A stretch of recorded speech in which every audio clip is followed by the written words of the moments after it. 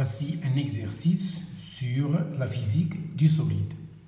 On va traiter cette situation pour mieux comprendre la détermination du moment cinétique d'un solide et de son énergie cinétique par rapport à un référentiel, bien sûr, galiléen. Voilà, il s'agit d'un système constitué par deux tiges homogènes qui peuvent se mettre en mouvement dans le repère R, comme l'indique la figure. La tige OA est soudée, elle est liée à la tige AB. B peut glisser sur l'axe X et A aussi. Donc la tige OA peut être en mouvement en A par rapport à la tige AB. Donc le B, il glisse et le A peut se déformer. Cet angle peut se déformer. Ça y est, ils sont liés en A. C'est pas soudé, c'est lié tout simplement. Il y a libre mouvement. On vous donne OA, la longueur de OA égale celle de AB égale petit a. Les deux tiges sont homogènes et ils sont identiques. Ce symbole, ça signifie identique. Le repère, c'est R. C'est OX, OY, OZ. Les deux tiges appartiennent à ce plan. OX, OY. Voilà. Un point M quelconque des deux tiges OA ou bien AP a comme coordonnées X, Y, Z dans R. Deux questions. Déterminons le moment cinétique du système total constitué par la tige OA et la tige AB. Ça, c'est la première question. Et déduire l'énergie cinétique de ce même système S. Parce que si je veux chercher le moment cinétique ou l'énergie cinétique ou n'importe quelle question posée en mécanique, la réponse repose sur la détermination du vecteur rotation oméga et le tenseur d'inertie I. N'oubliez pas ça, c'est général. Donc si vous voulez résoudre un problème mécanique, n'oubliez pas de déterminer d'abord le vecteur oméga de rotation. Il a un lien avec les angles de l'air psi, θ, phi, ça c'est le cas le plus général. Et le tenseur d'inertie grand I, c'est une matrice d'ordre 3.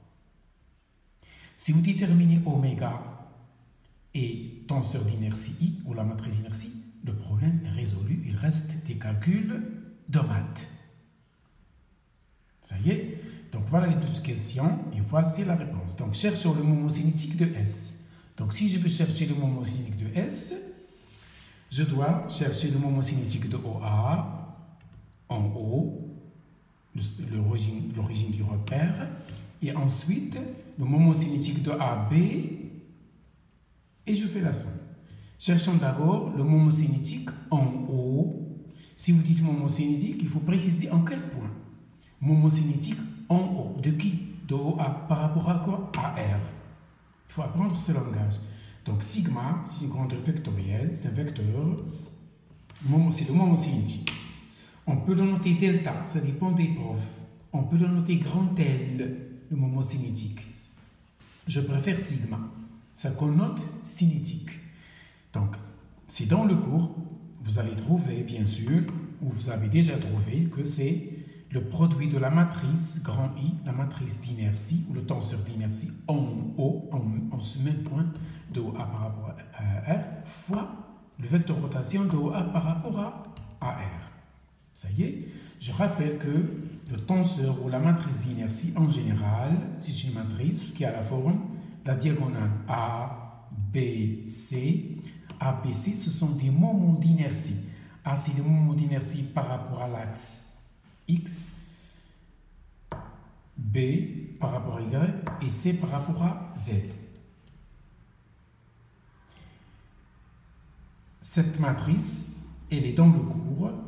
Ici, j'ai moins F, moins E, moins T, moins F, moins E, sont tous des moments d'inertie. Je rappelle que A, par définition, c'est le moment d'inertie par rapport à x, il faut y carré, z carré, dn. L'intégration se fait sur OA. B, c'est x carré, z carré, dn. L'intégration se fait sur OA. C, c'est x carré, y carré. L'intégration toujours se fait sur OA. Voilà. Le F, il appartient à l'axe x et à l'axe y. Donc, c'est x fois y. Le E, c'est l'intégrale de x et de z, etc. Donc, ici, voilà A, B, C. Ça, c'est la diagonale. OK? Pour déterminer la matrice d'inertie, il faut apprendre ça par cœur. A vaut ceci, B vaut cela et C vaut ceci. OK? F, E et D, en général, ils s'annulent ou on les trouve nuls. Donc, le D et le E sont nuls. Pourquoi? Parce que le D, il contient Z et le E contient Z. Il appartient à la troisième colonne. C'est Z. Donc, pas de Z, l'intégrale contient Z, Z égale 0, donc l'intégrale s'annule. Donc, DE est égal à 0. Ouf, ça y est, parce que Z, de n'importe quel point M du système étudié OA, est nul. D'où la matrice d'inertie se réduit à cette écriture simple. Donc, I égale ABC, moins F, et les deux autres s'annulent. Ça y est, vous allez me dire, et alors, comment on va faire pour le F? Il va s'annuler par oméga. Lorsque je fais le produit, il va sortir avec le 0 de oméga, parce que je sais que oméga c'est 0, 0, θ point. Les coordonnées du vecteur rotation de la tige OA dans le plan, OX, OY, c'est 0, 0, θ point. Parce que la tige OA tourne autour de l'axe Z. Donc c'est oméga selon K. Donc c'est θ point selon K. Donc voici le vecteur oméga fois I. En faisant le produit, je trouve que le moment cinétique en haut de OA, c'est Cθ point K. Voilà le moment cinétique pour la tige OA. Mais vous allez me dire, et C, elle dépend de quoi? Par définition, C, c'est l'intégrale de x carré plus y carré dn. Or, x carré, y carré, ce n'est autre que L au carré. L, la longueur de la tige OA. Une longueur quelconque. Donc, C, c'est l'intégrale. Je remplace x carré, y carré par L carré. dn. Ou dn, c'est lambda dl. De 0 à A. Donc, l'intégrale se fait de 0 à A. Parce que OA a une longueur petit a. Voilà, j'intègre et j'obtiens, je remplace dans C ici, là, voilà. Et je déduis que le moment cinétique de la tige OA en haut vaut 1 tiers m1 carré θ point K. C'est ça le moment cinétique, c'est le moment d'inertie, c'est ça ce que vous avez appris au lycée. C'est le moment d'inertie fois oméga. Au lycée, on vous a dit que c'est J fois oméga. Oméga ici, c'était pas. Ça, c'est le moment cinétique de OA. Ça y est. Déterminons maintenant le moment cinétique de AB. Là, il y a un petit problème pour AB. Le moment cinétique toujours en haut de AB par rapport à R présente une petite difficulté. Parce que le O n'appartient pas à AB. Le O par rapport auquel on va déterminer le moment cinétique de AB n'appartient pas à AB. Donc je fais recours, je fais appel au théorème de Koenig 1. Ça concerne le moment cinétique. Il y a deux théorèmes de Koenig. Le premier concerne le moment cinétique, le deuxième, il y est à l'énergie cinétique. Je le rappelle, voici le théorème de Koenig pour le moment cinétique. Quand est-ce qu'on l'utilise? Chaque fois qu'un point n'appartient pas au système, il faut passer par le centre de gravité G. C'est le cas ici. Moi, je veux le moment cinétique en haut de AB. Or, O n'appartient pas à B. Donc, je dois passer par le centre de gravité G. C'est le théorème de Koenig. Sigma, tout à l'heure, O appartenait à OA. mais O n'appartient pas à AB, d'où l'utilisation de conique 1. Sigma en O de AB, c'est sigma en G de AB plus OG vectoriel MVG par rapport à R. Ça, c'est le cours. Hein? Donc, je le concrétise dans cette situation. Le moment cinétique en O de AB par rapport à R, c'est I en G fois oméga de AB par rapport à R, plus OG vectoriel MVGR. Or, oméga de AB, le AB, il tourne dans le sens contraire de OA. Donc, je vais trouver 0, 0 moins θ point. Parce que AB, il tourne toujours autour de Z, mais l'opposé de OA. D'où l'injection du signe moins. La matrice d'inertie en G, c'est le cas le plus général, A', F, la diagonale A', B', C' et les autres avec le signe moins, ça c'est le cours. Ça c'est le cours, hein? Attention, il faut le connaître. Ici, je n'ai pas de Z. Chaque point M appartient au plan OX, OY. Donc, il n'y a pas de Z. Donc, tous les éléments de la matrice contenant Z sont nuls. Donc, c'est le cas ici de E et de D, E', D', car Zm égale à 0. Ce reste C'. C', c'est égal à ceci. Attention, je travaille dans le référentiel barycentrique G. Je travaille dans le repère lié à G. G, c'est le milieu de AB. Regardez la figure. Je l'ai déjà signalé. Le G, c'est le milieu de la tige AB. Le repère lié à G, c'est le référentiel barycentrique. Voilà, je cherche ce C'. Voilà. Je rappelle que A comme coordonnée A cos θ. Regardez le schéma, faites la projection. Voici les coordonnées de A dans R. Voici les coordonnées du point B. Parce que je m'intéresse à la tige AB. Donc, je dois chercher les coordonnées de A et celles de B. Pourquoi je fais ça? Parce que ce qui m'intéresse, c'est G. G, c'est le centre de gravité de la tige AB. G, c'est le milieu de AB, puisque la tige est homogène. Donc, OG, c'est le X de A plus le X de B sur 2, le Y de A plus le Y de B sur 2, etc. Et je trouve donc que OG a pour coordonnées ceci. Ça plus ça sur 2, et ça plus 0 sur 2, c'est ça. Il n'y a pas de Z. Voilà OG. Vous allez me dire, mais pourquoi vous voulez OG? Parce que je veux chercher la vitesse VG. Parce que ça figure dans le moment cinétique de AB. Voilà pourquoi j'ai fait tout ça, pour déterminer VG.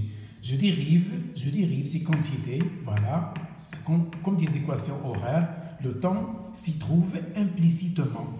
Ok? Donc, voici la vitesse par dérivation dans R. Et je déduis donc le produit vectoriel OG vectoriel VG qui se trouve dans le moment cinétique. C'est un déterminant d'ordre 3. Voilà.